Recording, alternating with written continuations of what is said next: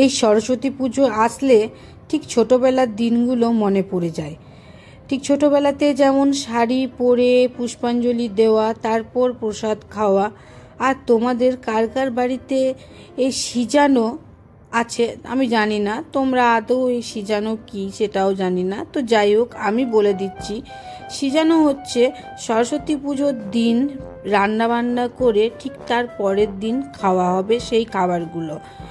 যেমন ভাত, ডাল, পাঁচমিশালি পালং শাক, বেগুন, মূলো দিয়ে একটা তরকারি, বাঁধাকপির তরকারি, মাছের টক, মাছের ঝাল দেওয়া, সব রকমের অনেক কিছু মাছেরও আইটেম থাকে। যাদের মাছের নিয়ম আছে, যাদের নিরামিষ তাদের হবে না, তাদের আবার অন্য অন্য অনেক রকমের পদ হবে। তো সেইটা পরের দিন মা ষষ্ঠী হচ্ছে আমাদের যে শিল নোড়া, তো শিল নোড়াটাকে হলুদ কাপড় দিয়ে ভালো করে মুড়ে পরে তারপর সেটাকে ভালো সিঁদুরের ফোঁটা দিয়ে পরে সেটাকে তারপর তার সামনে যে রান্নাগুলো করা হয় সেই রান্নাগুলোকে রেখে তাকে একটা পুজো করা হয়, মানে ভোগ দেওয়ার মতন।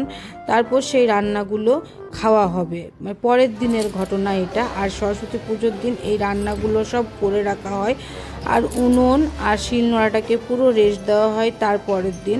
তো এটাকে বলে মা ষষ্ঠীর পুজো।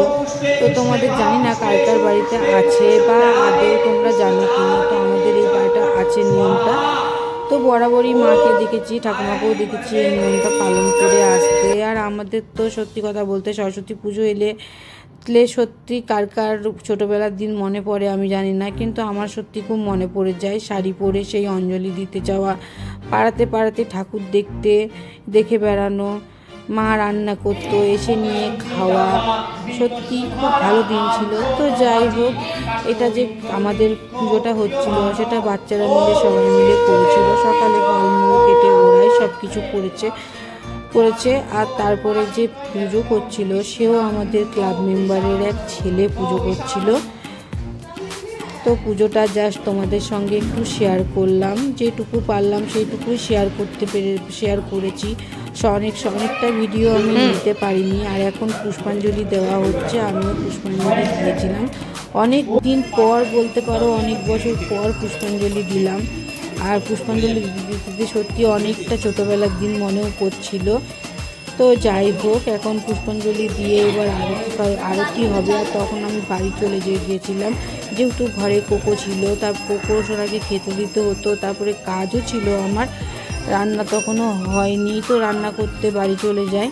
তো এখনকার মতন ভিডিওটা এখানেই শেষ করলাম। বাটকি ব্লগ নিয়ে খুব তাড়াতাড়ি আসবো। টাটা।